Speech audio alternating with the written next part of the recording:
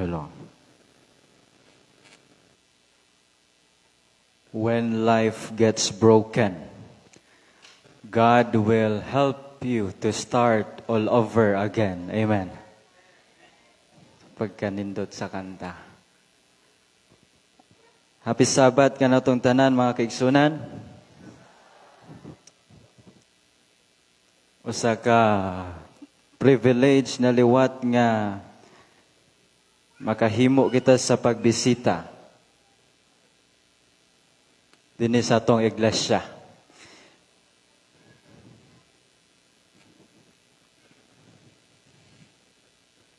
You know, daghan kayo ang nangandoy mga kaigsunan nga makasimba pa sila. Pero di na sila makahimo sa pagsimba tungod kay ang iban naa sa hospital. Ang iban daghan na nga mga panahon nga naa sa ilang higdaanan. Nagsige na laghigda tungod sa sakit nga ilahang ginabatsyag. Munang we're so blessed mga kaigsunan kay naa kita sulod sa iglesia alang sa pagsimba lang gyud sa atong buhi nga Dios. Wala man.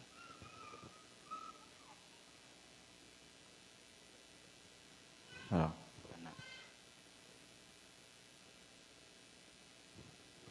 Okay.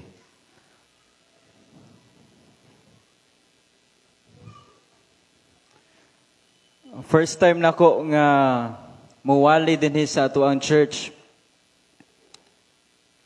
Sukad nga nag-graduate ko mga kaigsunan. So kung ang student literature evangelist may ada sila gi-present nga certificate of appreciation. Ang Central Philippine Adventist College mga kaigsunan may ada liwat sila certificate of appreciation nga gihatag. Bangod kay nakapag-graduate kita og estudyante sa SIPAC. Amen. Salamat kay mga kaigsunan sa inyuhang pagkamabuligon.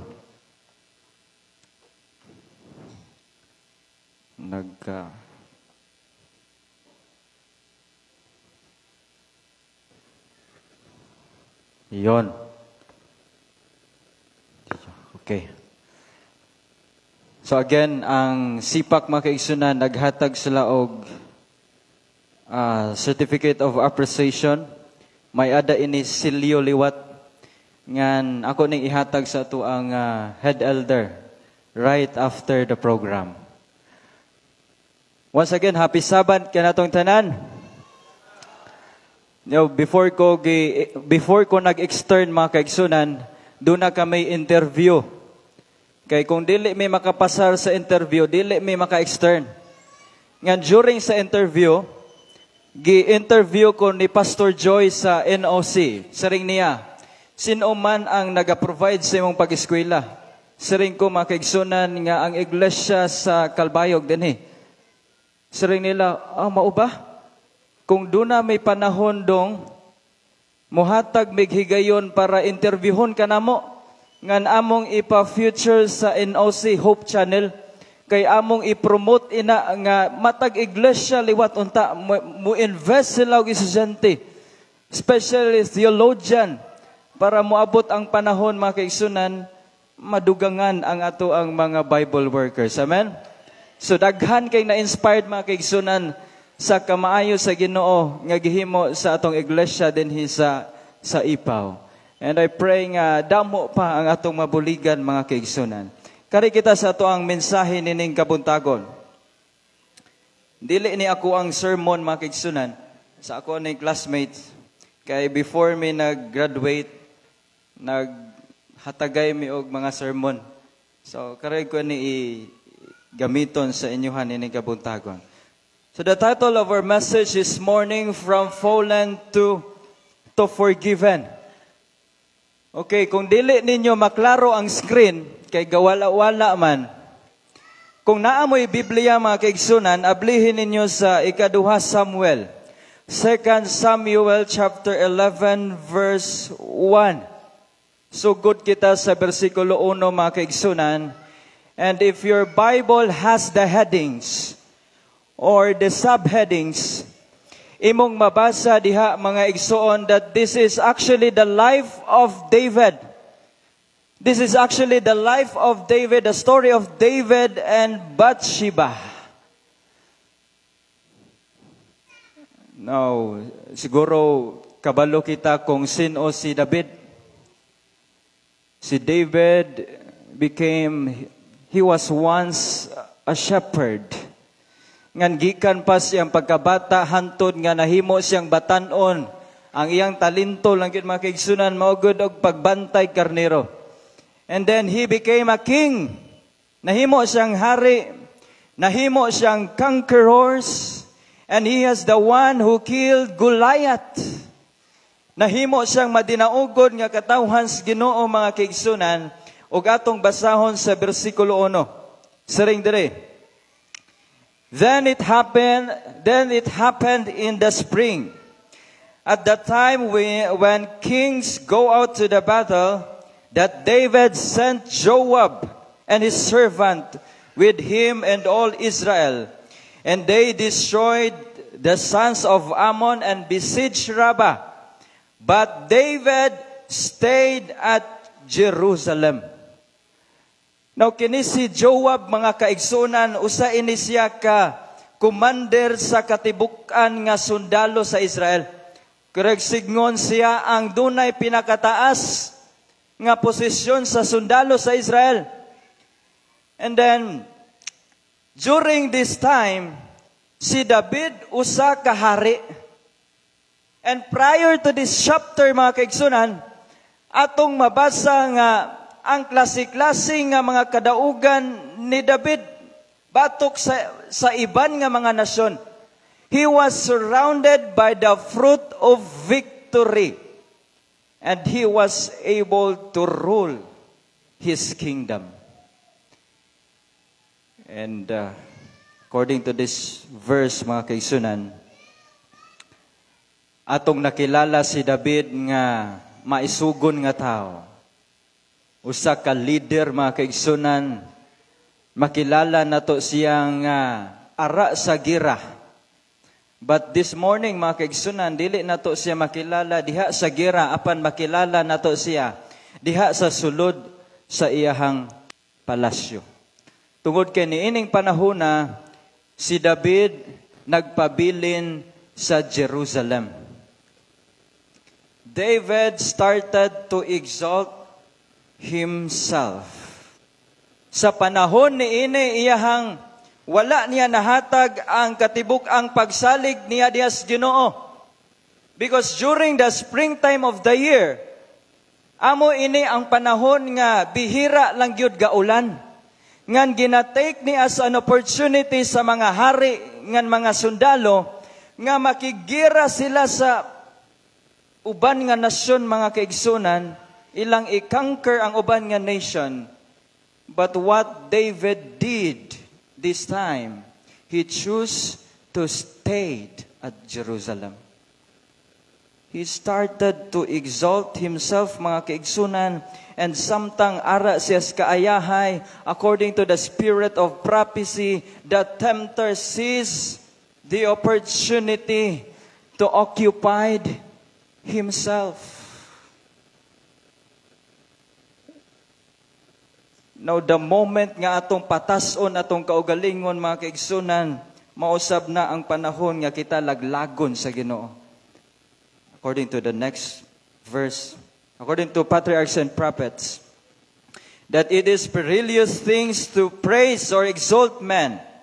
For if one comes to lose sight of his entire dependence on God and to trust his own strength, and he is sure to fall. Now, the moment nga atong saligan di atong kaugalingon, the moment nga dili na ta mohatag og pagsalig diha sa Ginoo, the moment that we will depend on ourselves alone, mga kaigsunan, mao na ang sinugdanan nga kita laglagon. And this is the experience of David. So what happened here? He started to exalt himself.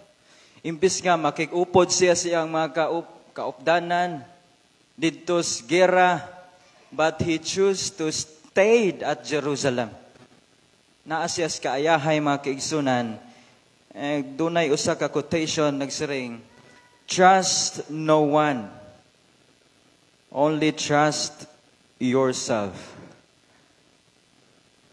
Ayaw pagsalig bisan kinsa, saligi ang imong kaugalingon. Now the question is, who is our greatest enemy mga kaigsunan? Kinsa man gyud atong kalaban? Huh? You know, Satan is not our greatest enemy. Akong balikon. Our greatest enemy is not Satan. Our greatest enemy, mga kaigsunan, is not our friends nga ni rebeldes ato Our greatest enemy, mga kaigsunan, is atong kaugalingon.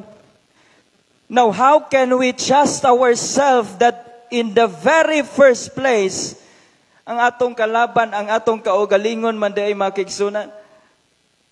So, unsaon na to paghatag atong pagsalig diha sa atong kaugalingon?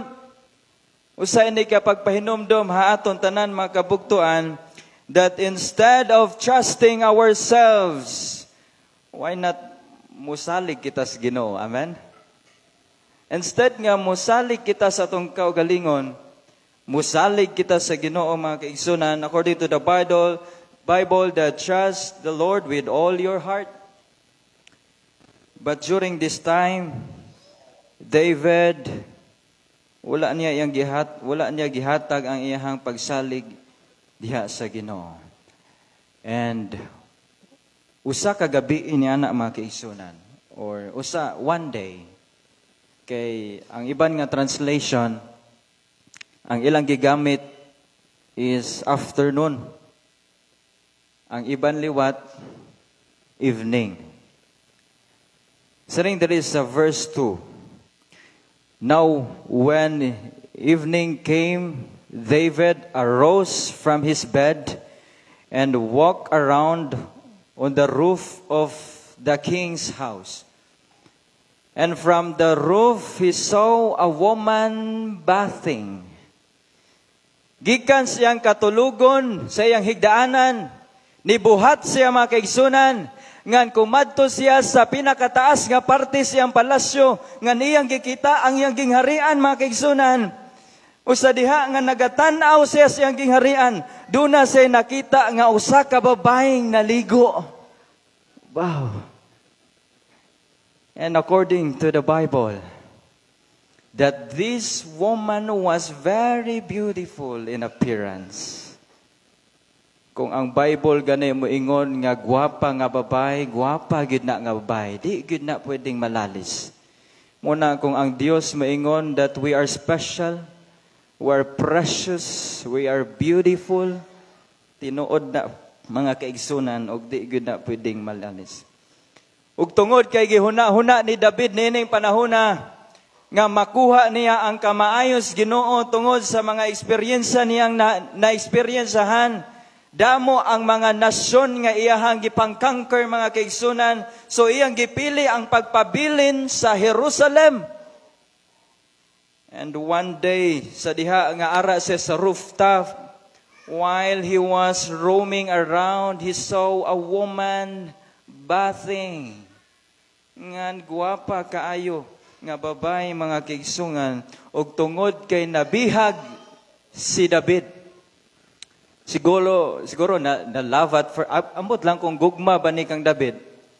Sa diha nga nakita niya ang usa ka babae naligo, na curious siya mga kaigsunan, ngan he sent a messenger to find this woman.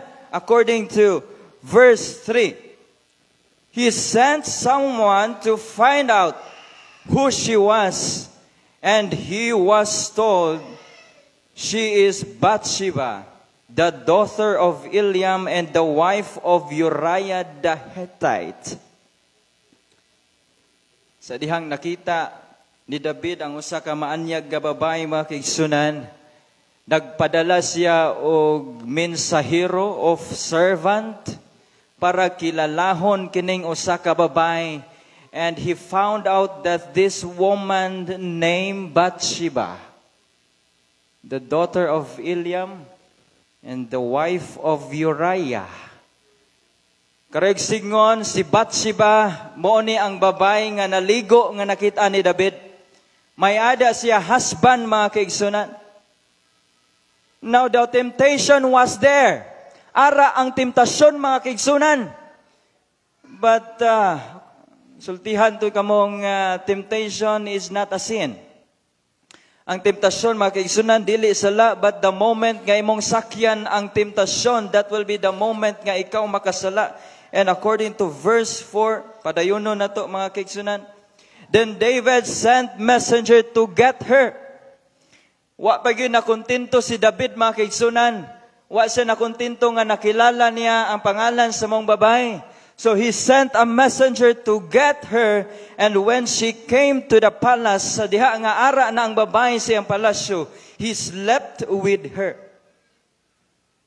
And according to the Bible, she had just completed the purification rites after having menstrual period. Then she returned to home. Kareg singon, niining panahon na bag-o lang yun natapos ang iyahang monthly period. Bag-o lang natapos siyang nga gidugo. And correct me if I'm wrong, mga kaigsunan, nga once ang babae dugon, di siya buros. So definitely, during this time, Bathsheba was not pregnant. Ug tungod sa kagwapa sa mong babae, mga kaigsunan, David was tempted. Si Bathsheba was the wife of Uriah, and Uriah was one of the officers of Joab. Si Joab mao ang commander sa katibuk-an nga sundalo sa Jerusalem, sa Israel. And sunod sa posisyon ni Joab, may ara siya mga officers. And one of the officers was Uriah, the husband of Bathsheba. And Uriah himself was quite very faithful to the king. And he was faithful as well to the Lord. And here comes David, mga kaigsunan. Nabihag siya sa usa ka gwapa nga babae nga asawa ni Uriah. According to patriarchs and prophets, the temptation to which David was exposed had their effect. Ang gihimo, sa diha nga gisakyan ni David ang maong temptasyon, mga kaigsunan, dunay dako nga epekto ini nga nahitabo sa iya. His power to discriminate between right and wrong became confused. Why na siya nakahibaw, na-confuse siya kung insakto pa ba ini iyang gihimo. And then he was no longer able to distinguish sin in its exceeding sinfulness. Now, the moment nga ang temptasyon atong sakyan, ang temptasyon, mga kaigsunan, that will be the moment that we will no longer distinguish what is right and what is wrong. So what David did, nagpadala siya og usa ka messenger, mga kaigsunan, to get Bathsheba, and you know what happened next. Dunay nahitabo sa ilang mga kaigsunan. And maybe weeks later or months later, Bathsheba discovered that she was pregnant. And remember nga ang husband ni Bathsheba ara sa gera. So walay laing nakahilabot sa iya, gawas lamang kang David. So ang gihimo ni Bathsheba, mga kaigsunan, kadto siya kang David, King, David, unsa may akong buhaton, naburos man ko. Nagbunga man ang atong gihimo. Ug sa diha nga nahibaluan ni David, mga kaigsunan, nga kining bayhana na mabdos, imbes nga ang una niyang huna-hunaon mao ang sitwasyon sa usa ka babae nga ang anak nga ara sa tiyan sa babae. The first thing that comes to his mind was the husband of Bathsheba. Nganuman mga kaigsunan, tungod kay may ara plano si David para tabunan ang sala nga iyang nahimo. Unsa ang plano mga kaigsunan? To get Uriah back home and sleep with Bathsheba, his wife, to justify his sin. And according to the signs of times, the Spirit of God had been upon him, but he had graved the Holy Spirit of God away from him. So despite how wise we are, bisan unsa pa nato ka manggialamon mga kaigsunan sa pagplano og dili maayo against sa atong mga kaigsunan, always remember that there is someone looking at us. Ug mao kana ang Ginoo mga kaigsunan. So he was trying to cover up his sin. Gusto niyang ma-justify ang sala nga iyang nahimo mga kaigsunan, and always remember this, that we cannot hide sin against our fellow men. We can hide sin against our fellow men, but we cannot hide sin against the Lord. He tried to cover up his sin. And any degree of sin, mga kaigsunan, is offensive to the Lord. And during this time, wa gyud nalipay ang Ginoo sa nakita mga kaigsunan. Ug una nga plano ni David. David told to Joab, ikaw man ang commander diha. Paulia si Uriah. Papaulia si Uriah. So mo ni una nga plano niya. Papaulia si Uriah. Sa diha nga si Uriah ara na sa palasyo ni David mga kaigsunan, then David told to Uriah, go home and enjoy with your wife. Uli sa inyong balay, ngan pag-enjoy kaupod ang imong asawa. But according to the story mga kaigsunan, si Uriah wala ning pauli sa ilang panimalay. Instead, natulog siya gawas sa palasyo. So failure si David sa iyang first attempt mga kaigsunan. Siring ni David, okay, nganong wala man ka ni uli sa inyong panimalay. Siring ko sa imuha, uli ka sa inyong panimalay, ngan upde imong asawa, ngan pakig-enjoy ka mo. Siring ni Uriah mga kaigsunan. According to verse 11, shall I then go to my house to eat and to drink and to make love with my wife? Mauli ba ko sa akong panimalay para makig-enjoy ko, moinom ko, enjoy ko ngan makig-upod sa akong asawa, while ang akong kaupdanan nga mga sundalo tuwa sa gira? How could I do that? Saring niya, I will not do these things. So na-failed si David siyang unang plano mga kaigsunan. Ngan sa iyang ikaduha nga plano, David told to Uriah, just stay by. Pabilin ka sa palasyo. Kung dili ka gusto nga makig-upod sa imong asawa, kita duha ang mag-enjoy. So mag-inom ta. So he let Uriah drunk. Nahubog si Uriah mga kaigsunan, but still wala ni uli si Uriah. Sa iyang ikaduhang plano mga kaigsunan para tabunan iyang sala, wa gihapon siya nagmalinambuon. Wa gihapon sa nahimong successful mga kaigsunan. Ngan sa ikatulo nga plano ni David, wise kay si David mga kaigsunan. He wrote a letter. Sa ring pa diri sa verse 15. And he wrote in the letter saying, "Set Uriah in the forefront of the hottest battle, and retreat from him that he may be struck down and die." Mao ni ang ikatulong plano ni David, mga kaigsunan. He wrote a letter and he sent the letter to Joab.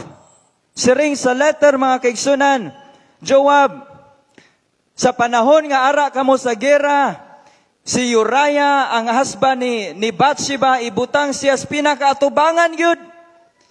Sa diha nga ara siya sa atubangan, atras kamo para mamatay siya. Mao ni ang plano ni David, mga kaigsunan, and the one who wrote this letter was no other than Uriah himself. Sa inosente nga huna-huna, mga kaigsunan, why siya kahibalo kung unsay naa sa letter? He was very faithful to the king, and he was very faithful to God. But David betrayed him.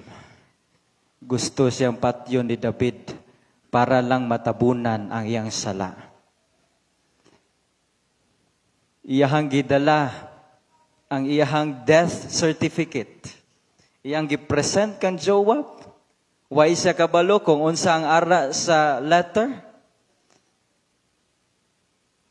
Mao na ang plano ni David, mga kaigsunan. Mao na nga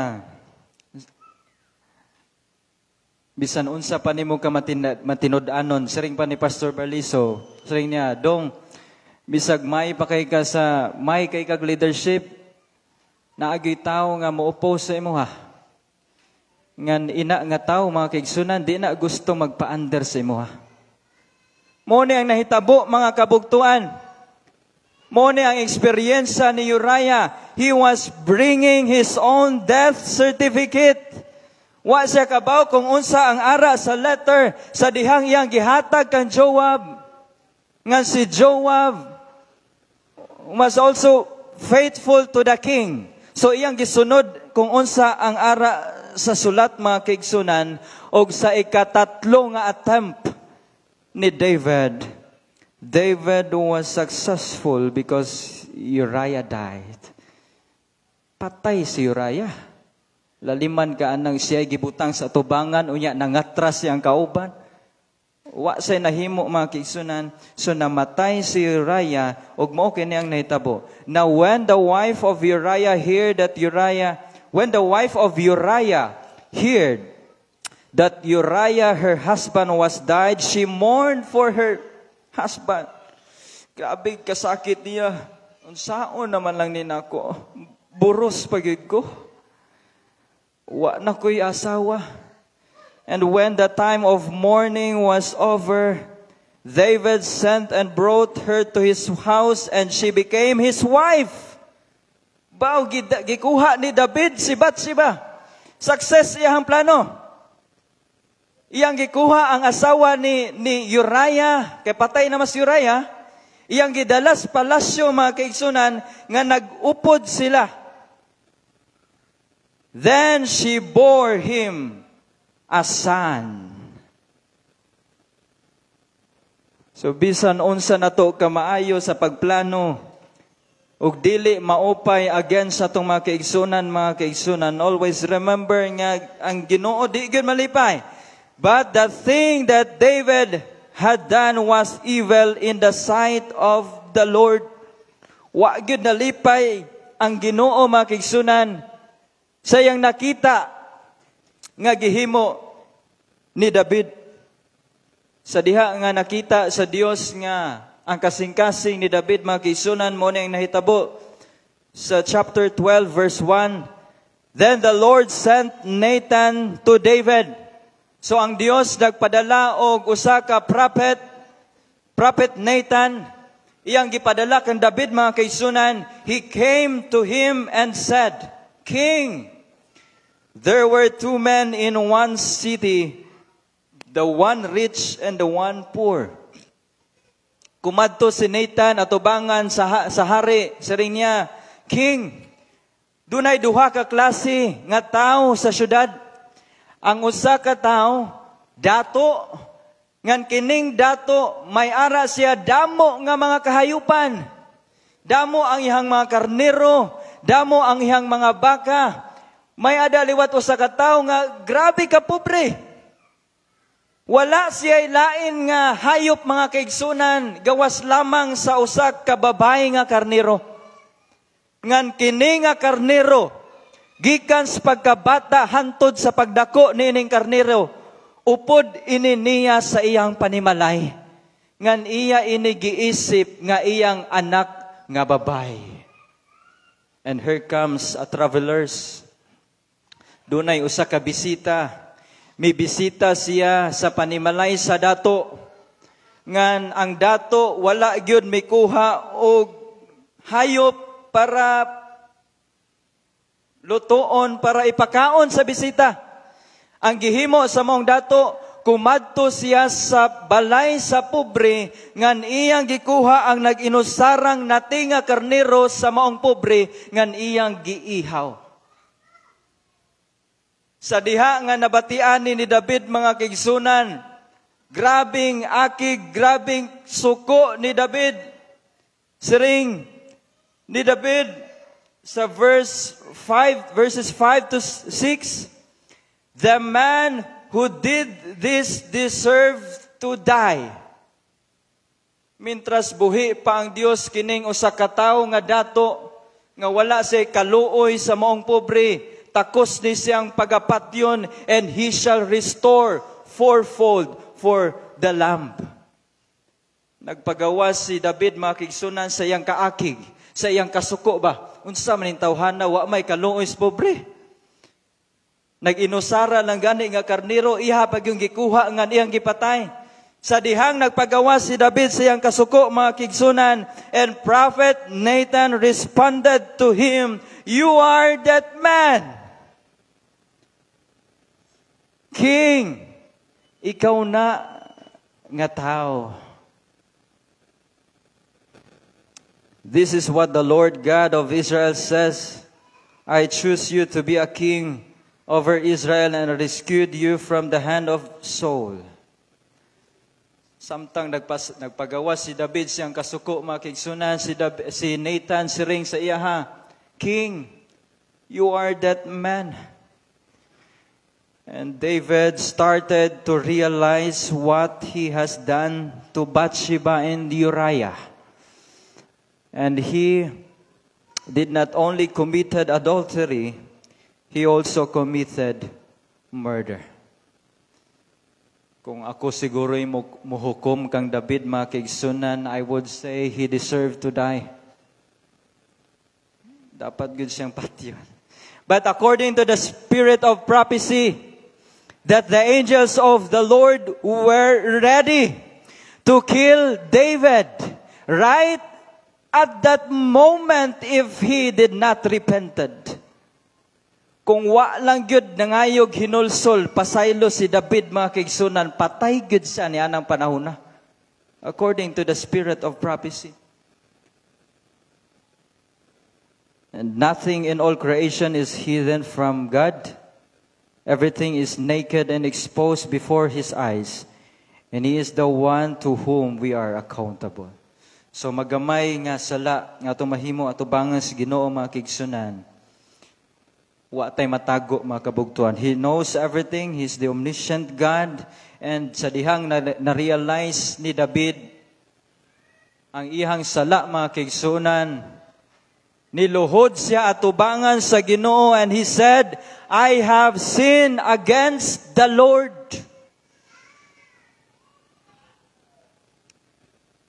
Siguro makigsunan, doon na kita'y mga mabugat liwat nga sala nga nahimo atubangan sa Ginoo.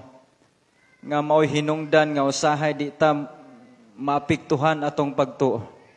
Doon ako'y usa ka Bible student mga kaigsunan, siring niya, brother, maulaw naman ko mosulod sa iglesia. Kay halos tanan nga mga tao nga akong mga silingan nakabaluma sa akong binuhatan. Nisulay ko, brother, nisulod ko sa iglesia. Akong gipiyong akong mata. Perde gihapon ko sa kaawod. Munang di na lang ko mo simba. Importante akong relasyon dias Ginoo. Mga kaigsunan, siguro dunay mga butang nga atong nahimo ato bang Ginoo nga naapektuhan atong relasyon diha. But always remember this, mga kaigsunan, that God doesn't care about our past.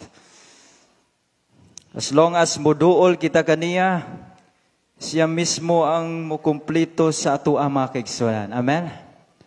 Mao kini ang promise sa Ginoo. As long as we confess our sin, as long as we recognize that we need Christ in our lives, siya andam nga mudawat kanato no matter how sinful we are. Amen? And according to Isaiah 44 verse 2, I have blotted out like a thick cloud your transgression, and like a cloud your sins. Return to me, for I have redeemed you. Bisan unsa pa kabaga sa imuhang sala, daw susama sa dampog, susama sa panganod imong sala, apan gipapas itos Ginoo, mga kaigsunan, sa rin niya, balik ikaw sa akwa, kay gilukat ko na ikaw. Pagkanindot nga promesa, mga kaigsunan. And Patriarchs and Prophets, page 725. David, repentance was sincere, but he saw the enormity of his transgressions against God. He saw the defilement of his soul. He loathed his sin. It was not for pardon only that he prayed, but for the purity of heart. Kung imong basahon ang libro sa Salmo, mga kaigsunan, mismo si David sumiring nga, Lord, judge me, hukmi ko Ginoo. Inaana ka sincero iyang paghinulsol sa Ginoo, mga kaigsunan, ug tungod sa iyang kinasing-kasing nga pasiguli dias Ginoo, gidawat siya sa Ginoo. And maybe we are thinking that we are like the same David. Siguro masiring kita nga parehas kami ni David, makasasala liwat. But according to the step to Christ, Christ is ready to pardon all who come to Him confessing their sins. He will do for us far more than we deserve. Such a wonderful promise of the Lord, mga kaigsunan. Maybe may ada panahon nga na-disappoint kita sa mga kaigsunan nato sa sulod sa iglesia. Maybe naay panahon, mga kaigsunan, nga nidiskuryo kita sa ato mga leaders sa sulod sa iglesia, mga kaigsunan. Pero always remember that God is willing to accept us, mga kaigsunan, all over again. So siya andam nga mudawat sa tuwa, ngan iya kitang kumplituhon sa liwat. And lastly, mga kaigsunan, before I end, I want to appeal, mga kaigsunan, that God is knocking at the door of our hearts. Gusto sa Ginoong ato siyang higugmaon, ngan gusto siya nga ato siyang dawaton sa atong kinabuhi, bisan unsa nato ka makasasala, that as long as we confess our sin, as long as we recognize nga nagkinahanglan kita sa Ginoo, God is faithful to forgive us. Siguro dunay mga panahon nga maulaw na ta mudawat og bahin sa sulod sa iglesia. Siguro dunay panahon, mga kaigsunan, nga maulaw ta di ta ganahan mutabang buluhaton sa Ginoo tungod sa sala nga atong nahimo, mga kaigsunan. But think about the life of David. Wala lang siya nakakumit og adultery, nakakumit liwat siya og murder. Siguro dunay panahon, mga kaigsunan, nga nahimo kitang libakira sulod sa iglesia. Siguro may ara panahon, mga kaigsunan, nga na-disappoint kita, na-diskoryo kita sa ato mga higala sulod sa iglesia, mga kaigsunan. But always remember this, that God is willing to accept us all over again. Amen? Bisag unsa pa rin nato kapula sa sala, mga kaigsunan, God is willing to accept us all over again. Ang atong buhaton ng mga kaigsunan is to go with Jesus, to aim for Christ, and He is faithful and just to forgive us. May the Lord will bless us this morning.